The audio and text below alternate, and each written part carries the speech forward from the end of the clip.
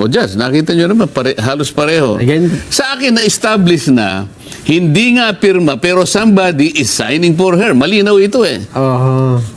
Sabi niya, hindi po eh, sa Supreme Court po kayo. Hihingi. O di, okay lang. Total naman, iniimbestiga, baka ako ganun ang gagawin. Sabi ko, pinakiusap ko na ikumpara. Alam mo ginawa? Nag-stick siya dun lamang sa pirma. Sinabi ko nang hindi ako interesado sa pirma. Ito, lumitaw ngayon na natapos niya na raw ang investigasyon. So, sumulat na ako, sabi ko, bigyan mo kami ng kopya. Sabi niya, hindi kita pwedeng bigyan ng kopya because you are not a party to the case. So, hindi po kayo kasi ang humihingi. Okay, so hindi raw ako parte sa case. Nakalimutan niya, senador ako ng Republika ng Pilipinas at member ako ng Blue Ribbon Committee. Ang sabi niya sa sulat niya, I furnish a copy to the Blue Ribbon Committee. So inutusan ko yung staff ko. Pakitingnan mo ka kung nandun na at kumuha ka naman ng kopya. Alam mo sabi sa Blue Ribbon Committee? Wala kaming kopya rito. So sino ba nagsasabi ng totoo dito? Bakit parang inililigaw na naman nyo yung mga tao. Mukhang nabigyan lang yung chairman, Sen. O, di ba? O, ang ginawa ko ganito. Sumulat ako sa Korte Suprema.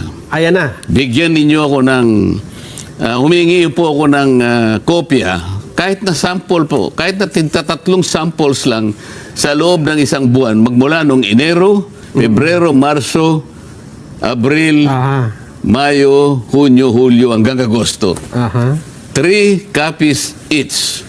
Sample. Ng notaryo ni... Naninotaryo nitong...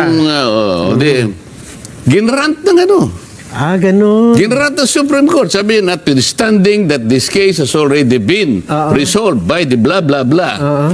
That considering that the request is legitimate, your request is granted. O, di ngayon, pinapunta ko ngayon ang aking abogado. 3 sila dahil marami yun eh. Voluminous. Para makatulong na kayo kung ganyan, na kayo na yung humanap. Tulungan nyo na yung clerk of court. Dati punta naman nung Lunes, pumunta yung mga...